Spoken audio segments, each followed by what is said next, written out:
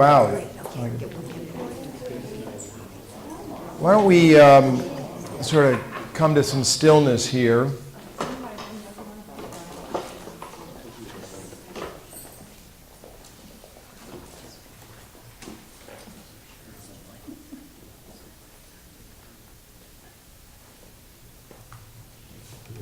I'm going to turn this off so it doesn't hum in the middle of our silence.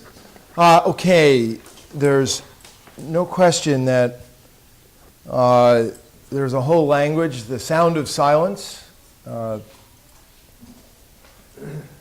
that the Lord is present to us in quietude. We have a beautiful morning here. To put your feet feel your feet on the ground.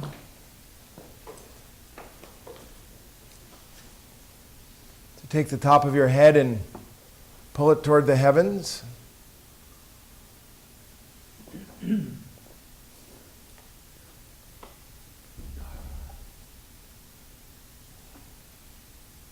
Maranatha.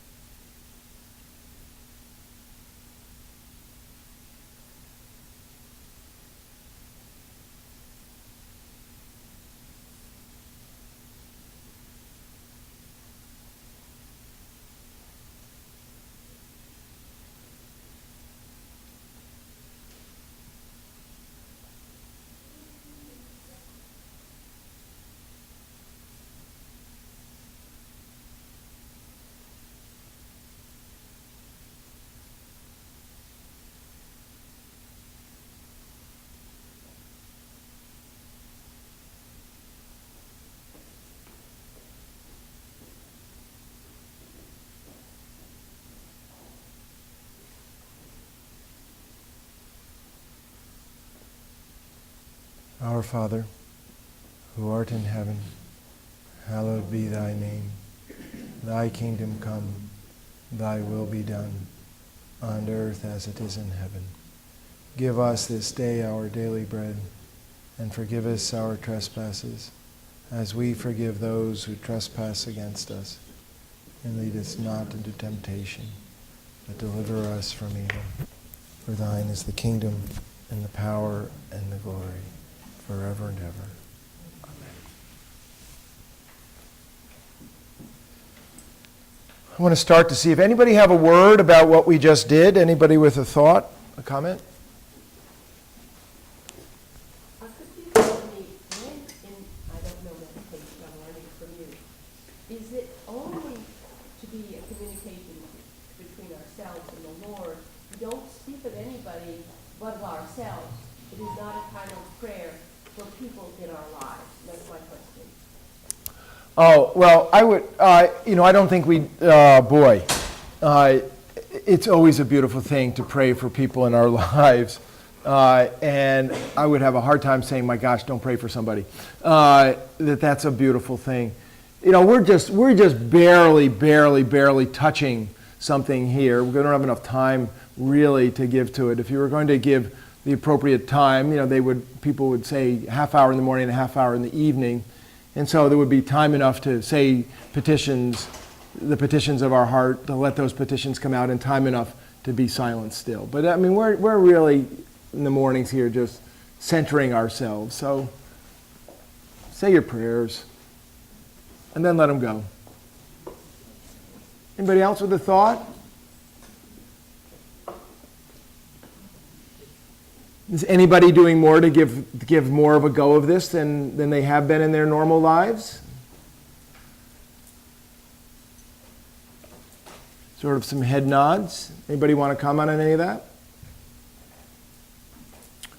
Okay, thanks for sharing. Okay.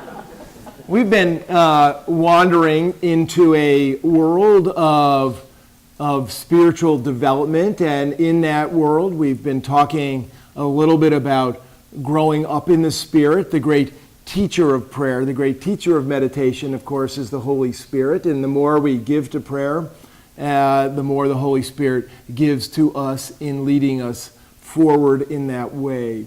There's no form of prayer that is forever satisfying to us.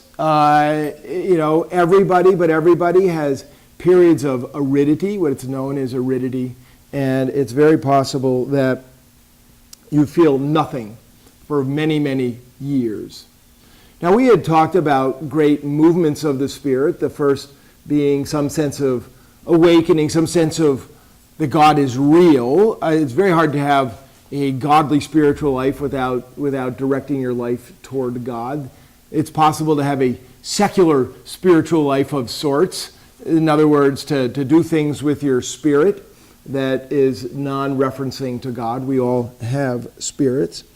But the movement from some sort of aiming our life toward God to some sort of what's so-called purgative way, which is kind of a reassessment of our lives, a reordering of our lives, a desire to develop the disciplines of our life, to enter into greater self-knowledge about our lives. It's often in this period that people go see a therapist for the first time and start to pick through the rubble of their upbringing so that they feel a need to know in order somehow to be set free. So the purpose of one's therapy in this time is not just to pick through the rubble, but to kind of move beyond the rubble. And so the mega movement is to have your life move from a self-centered existence to a God-centered existence. And then we enter into that whole third sort of sweep of life, which is known as the illuminative way. And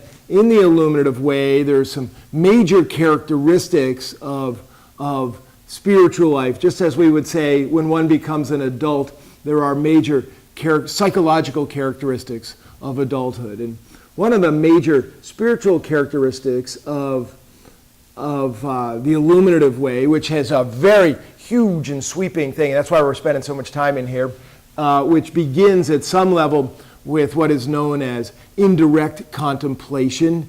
Remember, meditation is what we just did. We just meditated, and if we were able to run a ticker tape parade out of what was going on in all of our minds, it would be really interesting if we could have that sweep across here and we could see Kathy's prayers, and you could see me saying, wow, I'm hot in my jacket. Maranatha, I'm hot. And all of the other things you might say. Someone got up and closed the door over there, might have said, oh, I don't want to hear that noise. So the noise of our lives cuts across. But in the illuminative way, we start to receive contemplation, which is a gift from God. And what is that gift? I'll talk a little bit about what is the gift that you get. And again, it's called indirect contemplation because the major characteristic of the illuminative way is somewhere in your time here, you have the overwhelming sense of the presence of God. Now, when I'm talking about that, I don't mean like this is Paul who just got knocked off his horse. In other words, this isn't like a kind of blast of awareness.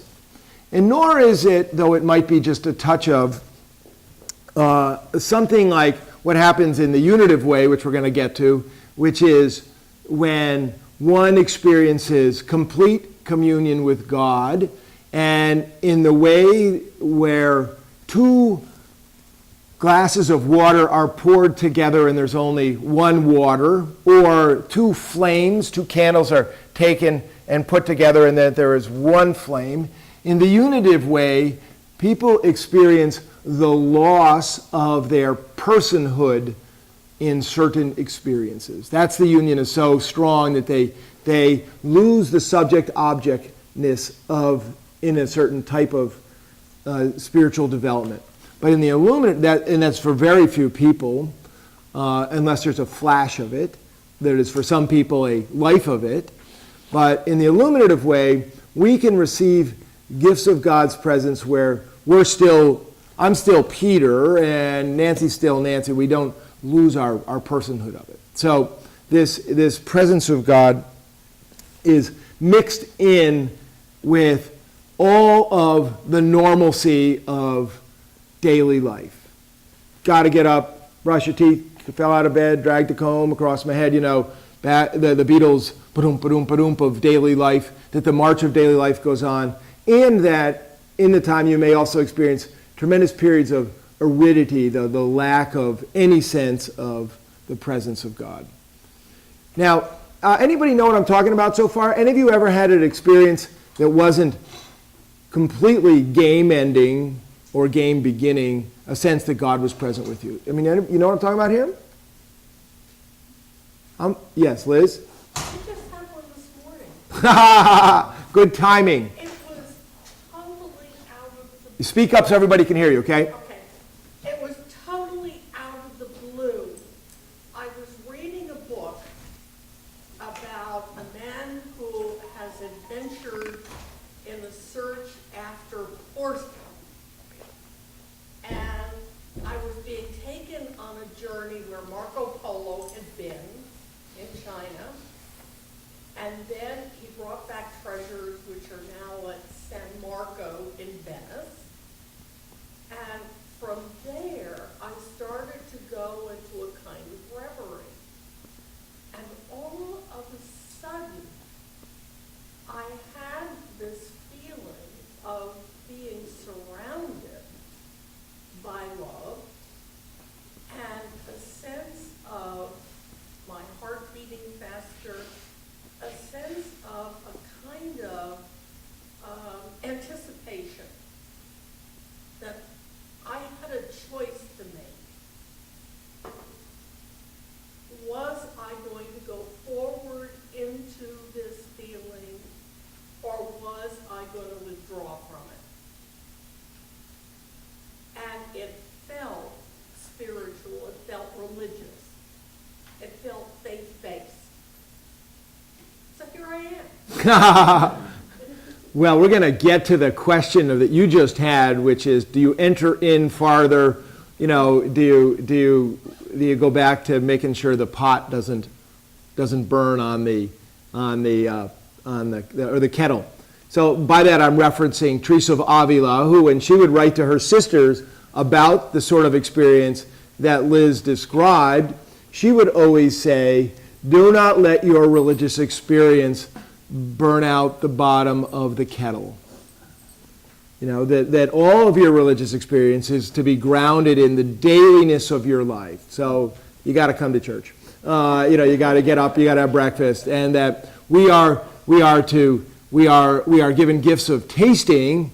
These are foretastes, but this is not the banquet. And that the fruits of this would be such that when one begins to experience this question of the presence, it can become intoxicating and spiritually inebriating. And when John of the Cross writes at the beginning of the Dark Night of the Soul, the book The Dark Night of the Soul, which if you go into it thinking you're going to be transported, you get clobbered for the first 20, 30 pages about the 7 deadly sins, which he translates into the 7 deadly spiritual sins, and enters the question of spiritual gluttony, what Evelyn Underhill calls a self-regarding spirituality. And so Liz has a particular gift. You do have a gift, Liz, a temperamental gift, and after years of prayer, to receive particular gifts in the Spirit. And these are available to us all at some point in our pedestrian lives. But that what tradition says is, yes, thank you very much, Lord, and life goes on, right? But that once one has this sense of the presence of God, that this becomes central to one's life, is this question of the presence of God. That once tasted is never forgotten and never left behind. So that in the illuminative stage, when people enter into periods of aridity, which can last as much as a decade and a half, I mean, they can last a long time, one continues to have the conviction that God is real. That is done. There's no going back on that. That's done. And whether or not you can feel it, you can point back and say, I did feel it. And, modern psychology, I don't know about postmodern psychology, but certainly modern psychology did a tremendous amount to try to discredit that sort of, how shall we say, low-level mystical experience. That this was a source of projection, this was a source of dopamines being, released in your brain when you're relaxed, or something of the sort, or maybe too much coffee, or too much cough syrup. But that those who enter and have this experience, receive the gift of this experience, are sure of it, and no modern psychologist will talk about it. But it doesn't mean that one lives upon the drip of constant transported into the transcendent place or an immanence of God in their lives. But the certitude that God is real is it's certitude.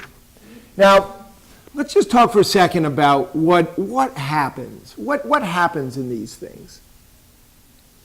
So when someone says, or you say, I had an experience of grace, amazing grace, or I felt God was present with me during that.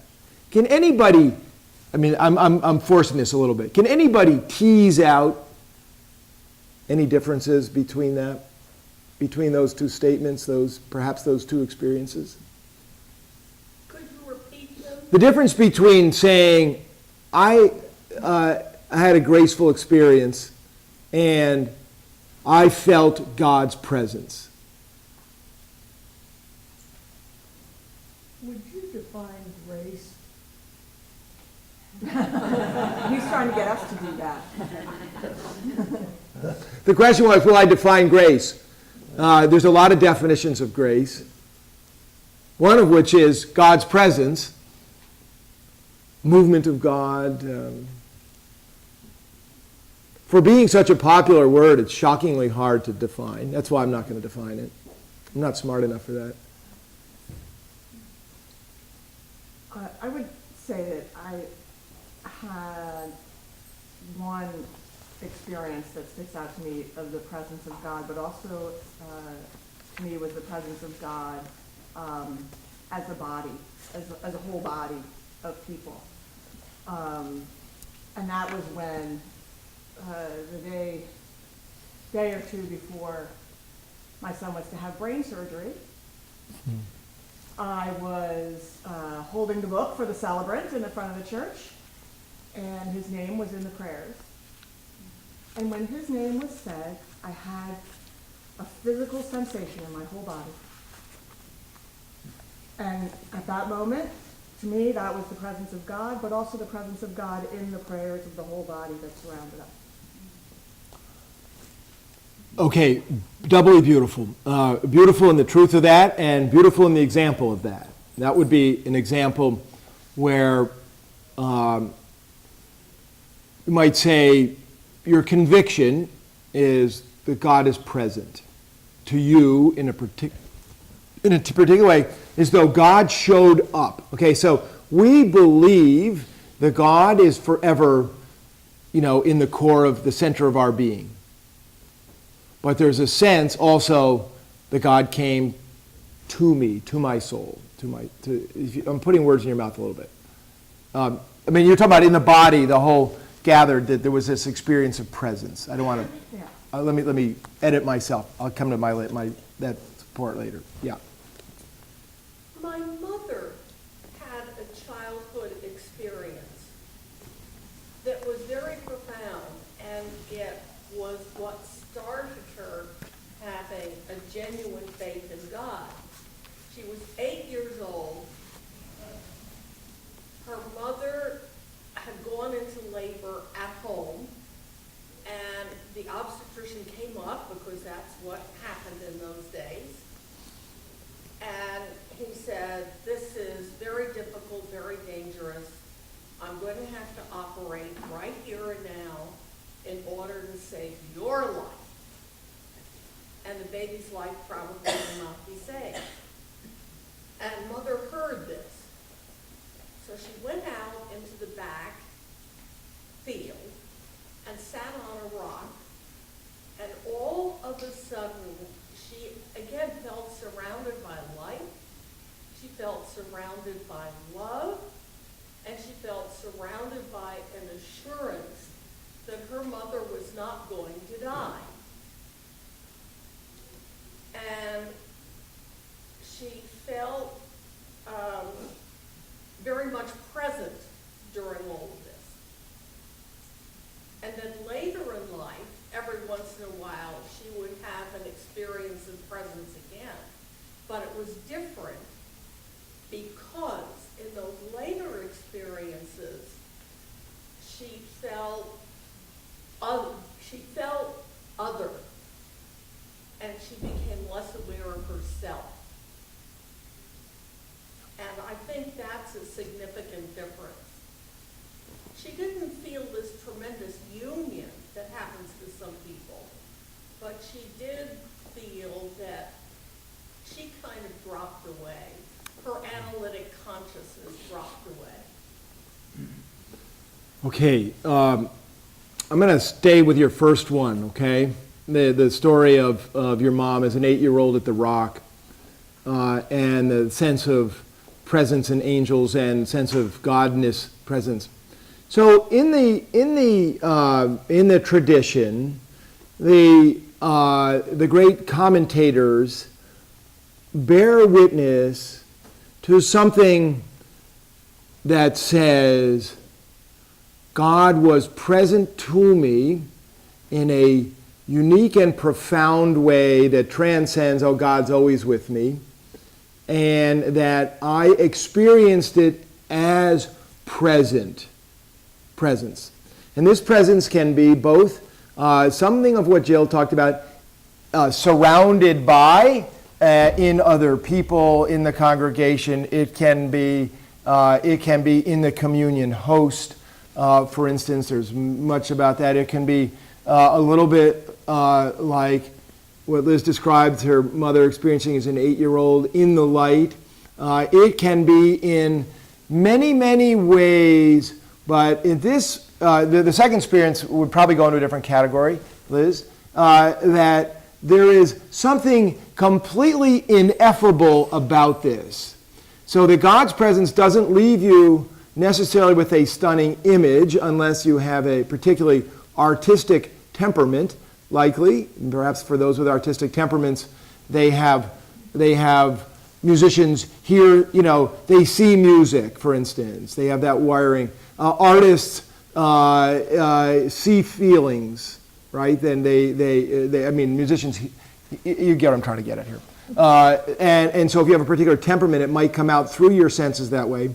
But in this period, there's an experience of God that is ineffable, but is sure. It is sure. You're like, dang, I am sure that happened.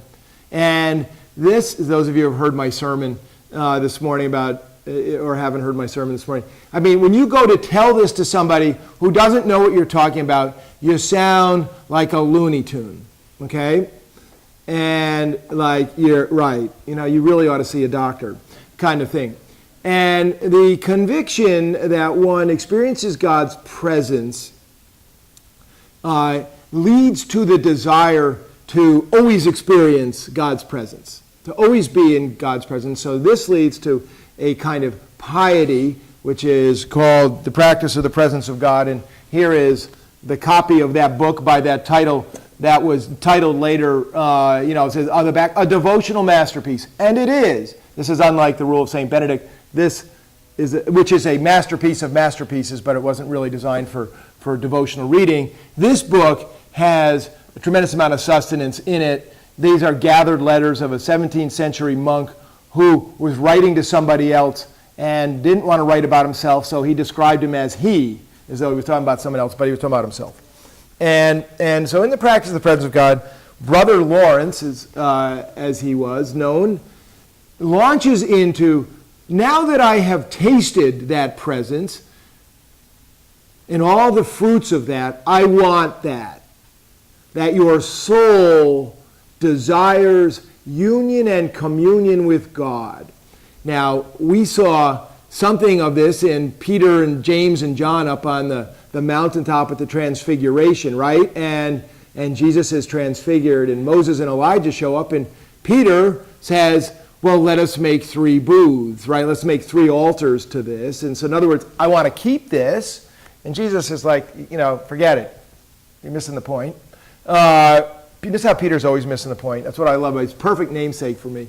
That I'm stuck on how perfect that is. Anyway, I got to move beyond that. That in this you can't keep that you want this. So part of what happens in your spiritual life is the desire to experience the presence of God. And so now I want to talk about is, okay, well, how do you do that? Because last time we all checked, we got to get up in the morning, right, and do a lot of other stuff besides sit and stare out at the field, out the window, and say Maranatha for 12 hours. And so in the piety, the spirituality of the practice of the presence of God, it basically boils down to this, which is you have to find God in your daily life. Okay, there's a lot of books written about this, but that's the topic.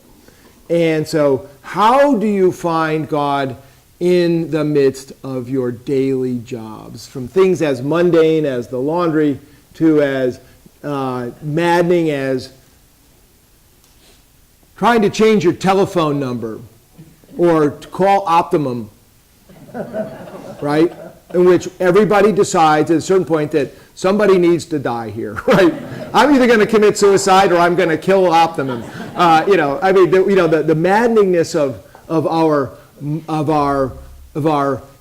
tech life. I'm looking at Jarvis, who's an expert at this. How it made to make our life easier, and somehow it hasn't. And then in the difficulties of our life. So how do you do this? And so in the practice of the presence of God, basically what Brother Lawrence tells us is that the first motion is that we set our heart upon and tell the Lord that we desire to find Him, if it's Jesus you're seeking, in everything in our lives. And Lisa, you've borne witness to this a few times, Lisa Clark. And so that's what you're going to do. You're going to seek to do that. So 2 examples of this might be, he uses the example of kitchen duty. He hated kitchen duty. And Teresa of Avila always comes back to the kitchen, where she always says she found greater ease in finding God in the pots and the pans than she did in quiet meditation, where she got nothing but aridity for 18 years. So when she had to sit still because she was a nun, she hated it, but she was fine in the kitchen. And Brother Lawrence hated the kitchen, hated kitchen duty, until he decided that he was going to ask God to be present in the midst of all the kitchen duty. And he has this other story in here where he goes to buy wine. He hates to go buy wine, but he does it for God. He has this whole story about how delightful buying wine turned out to be when he did it for the Lord. And that he bears witness to the fact that you and I cannot see God in each other. Okay? Just can't do it. But God within us can see God within the other person, and we get caught up in the transaction. So that the presence of the Lord within us sees the presence of the Lord, and those two get magnetic because God is one, the unity of God, and we get caught up in the unity. And so we receive the gift of saying, wow, to Jill's point, somewhere in the gathered body I felt God was present. I'm putting words in your mouth a little bit. But this is why church matters. One of the reasons church matters is that when the body is gathered, we have our circuits opened and we can experience God in the body of Christ. That's how you can say this is the body of Christ, which sounds completely cuckooville to somebody who has no idea what you're talking about, right? Any idea what you're talking about. Okay, I'm going to pause here. Thoughts, comments, questions, like I know what you're talking about in this, or I have absolutely no clue what you're rattling on about. So you're, I think, helping me put together an experience that I had in 1980. My first job out of graduate school was social worker for the town of Weston. And I got a call that a woman had had an automobile accident and that her car had been totaled and she was fine. And they'd given her my card and they thought she probably wouldn't call me. And at that point, I developed a group of people to make meals and to drive people places. So that was in September, and before Thanksgiving, she called me and she said, I can't believe I'm calling you. And I said, oh, hi, what can I do to help you? And she said, I just found out from the insurance company that the money that they'll give me will pay off the balance of my loan on the car, and I don't have any money for a down payment. Can you help me? I didn't have any money, but I said, let me think about that and I'll get back to you. And I hung up the phone and I sat there quietly. I put my hands together and I said, Lord, what am I going to do about this? And there was a kind of calmness came over me and the telephone rang. And a man said, do you need money? And I said, yes. And he said, well, preferably for an elderly person. And I said, oh no. And he said, oh dear. And I don't remember a lot of things, but I remember this like it was this morning. And he said, I told him the story, I didn't tell him who. And this was a single mom who had two boys in high school. And he said, oh, well, the reason I'm asking you, calling you, is because it's my Social Security money and I don't need it. And the government won't let me give it back. And I thought, oh, terrific, you know, this was before I knew about Social Security, and I thought $300, that'll be perfect. So he brought the check to me. It was $3,700. So I was able to give her $500, and we set up a little fund so that people who didn't have enough heat in the winter could get money. But ever since that time, when things are not going well or are going well, I have that sense of calm that I had that day. Oh, wow, beautiful. Yeah. And I don't know what to call it. It's just like a little blanket, a little warm fuzzy that comes over me. And it started that day with that experience. Yeah. It was amazing. Yeah. Oh, beautiful. Beautiful. Anybody else have experiences, anything in that ballpark? You know what? Well, maybe like Robin, I do feel like I have to come to church. I mean, I pray and I read a lot, but it's really being physically part of church and with our community here that I feel even more stronger. And in many ways, when I think about, we were away on vacation, I was reading about things that were going on in town where different groups we were all sort of throwing hand grenades rather than handshakes, and it sort of troubled me, and I felt that the only way that maybe through the Lord help others is to bring them together, that rather than just communicating via the media or with emails, that just bringing people together and, you know, who are separated by a common language, but really can come together. And, you know, you talked about the Gulf today as a sermon, and that's what we have in many cases with respect to different town bodies and so forth.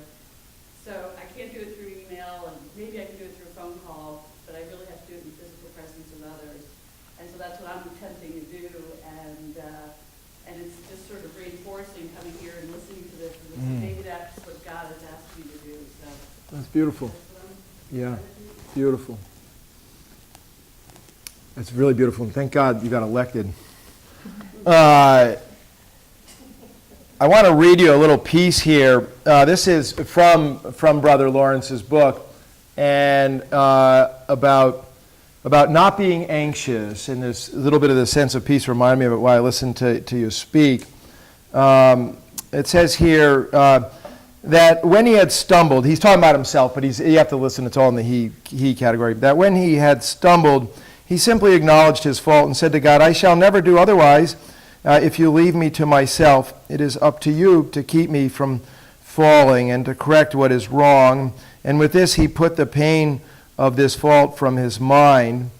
That is why we must act very simply with God and speak to him frankly while asking his help in things as they occur, that God never failed to give it as often as he found it.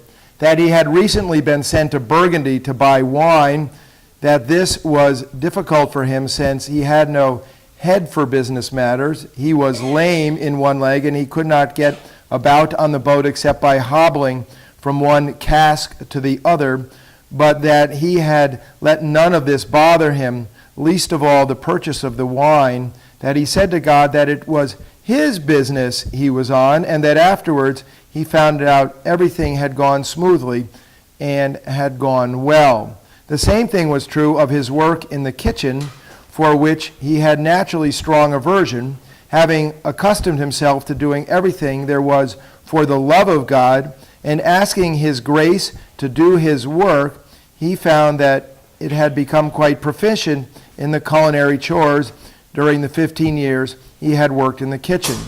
That he was now in shoe repair and was very happy there, but he was ready to leave this position as he had previous ones, glad to do any task, however small, for God's love. That for him the time for prayer was no different from any other time, that he retired to pray when Father Prior told him to do so, but that he neither desired nor asked for it, since his most absorbing work was to not divert him from God.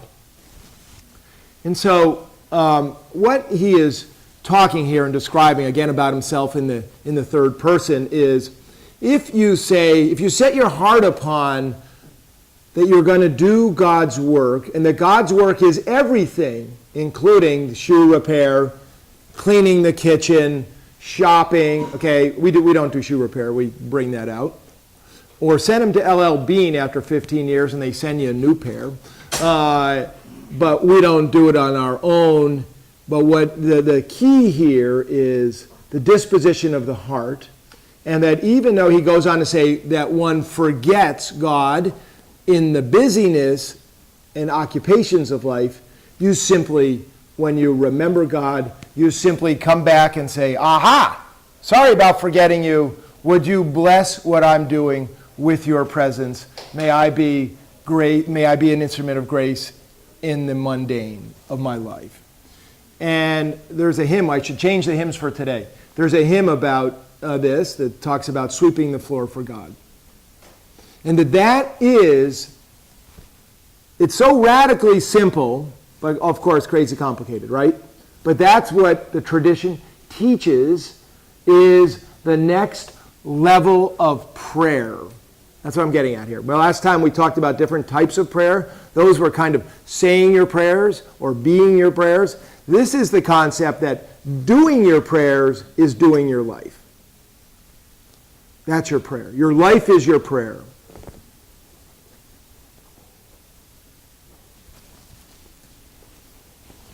Well, I have to ask, I think of angels, and when something happens,